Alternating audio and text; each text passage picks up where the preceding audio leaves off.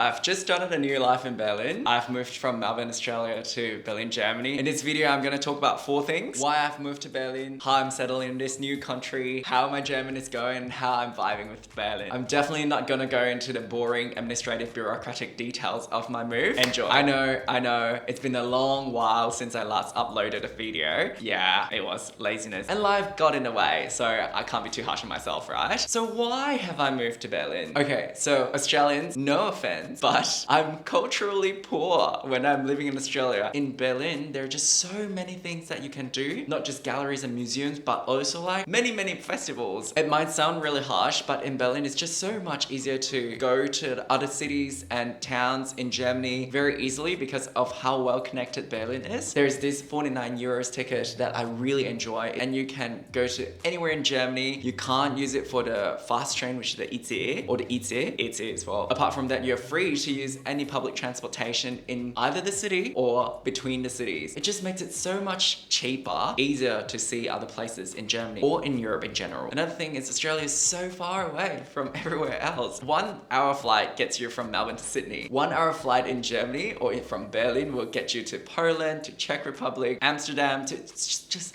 the possibilities are endless. Besides, I moved for personal reasons, which I'll talk about in future videos. Germany also has one of the easier visa options in Europe. I just thought that we'll grab the opportunity, come to Berlin, see what's there for me, live life. How I'm settling in Germany. There's so many things that the Germans do differently compared to back home. I could name a few, such as separating rubbish, Mülltrennung, returning bottles, Pfandsystem, do not walk on the bikeway. There's many things, many rules in Germany that has been in place for centuries. Okay, it's not centuries. It feels like it because all the Germans are like, they just follow it. It's been there for ages and there's nothing wrong with it. So I guess we have to all follow it. Another thing that I'm really thankful for is that I actually got an apartment prior to moving to Berlin, which is like one of the rarest stories. It is so competitive here. I didn't have to live between hostels and friends' couch. I'm just super relieved that I'm not here looking for an apartment in a very competitive market. Another thing is I have friends to hang out with now. Great, it keeps me occupied. I'm still working remotely for an Australian company, so that's no problem at all. It keeps the financials in check and it gives me something to do, the routine, so it's been great so far. How my German is going? I think it's not that bad. Well,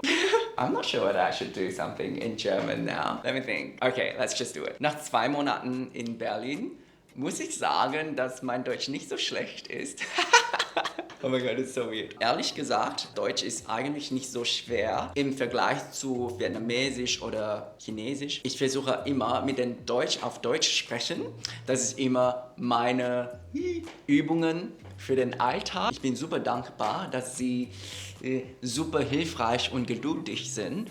Und das hilft dabei. Yeah, okay, that's enough German. So what I've done for my German, been to the bookstore, I've been to the library, I've bought some books, borrowed some books, I've been speaking to people in German, I've taken online lessons, I've also taken initiative to widen my German speaking circle. The point is, it's actually not that easy if you're a complete foreigner and try to blend in and find like German speaking friends. That's really difficult, to be honest. The thing about Berlin is there's a danger for you to just speak English and not think about German at all. There are so many expats here and most of them English speaking. You can just hang out among yourselves and not care about German. I say it's a danger because you just fall back to your comfort zone, not really trying to integrate. I actually have to actively think who I'm gonna hang out with, what language I'm gonna speak, and I think that is the way I've been forcing myself to speak more German. Maybe that's why I don't think my German is all that bad. It can certainly be better. I just think I need to put a lot more effort into it. If you have friends in Berlin, or if you are in Berlin and you would like to practice German or like speak in English, or just hang out really,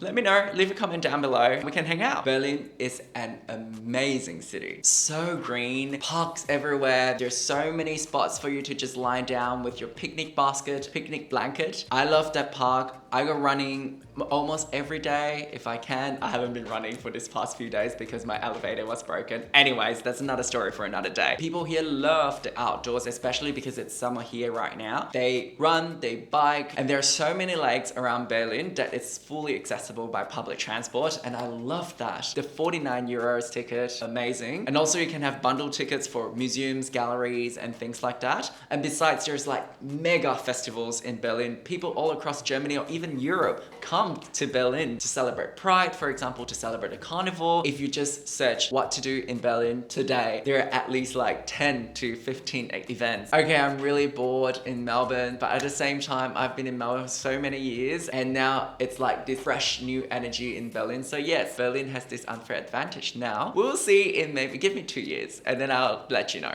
Berlin is also super well known for the nightlife. We've gone potting, we've gone clubbing, amazing. Clubs here are open from Friday night until Monday morning. I don't know, if you feel like dancing on a Saturday afternoon, 4 p.m, you can just go to one of the clubs, dance from 4 p.m, and then maybe until 10 p.m, you can eat in a club, you can do many things in your club, and 10 p.m, go home. The next morning is still a productive day. Some people party from like Friday night to Monday morning, stay in the club, come out and eat, go back to the club. I don't know how they do that, but there are crazy parties all around Berlin every weekend. So bars and restaurants. Okay, this is the one point that I think Melbourne is doing much better compared to Berlin though. In Melbourne, you can pop over to any Asian restaurants and you won't be disappointed. It is actual authentic Asian flavors. Whereas here, I think there are many things that has mellowed down. It's not as sour, less authentic ingredients. In Australia or in Melbourne, when you pay some money for like modern Australian or fusion restaurants, it's always good. I'm always blown away. I have so many restaurants that I would like to go back to in Melbourne, but here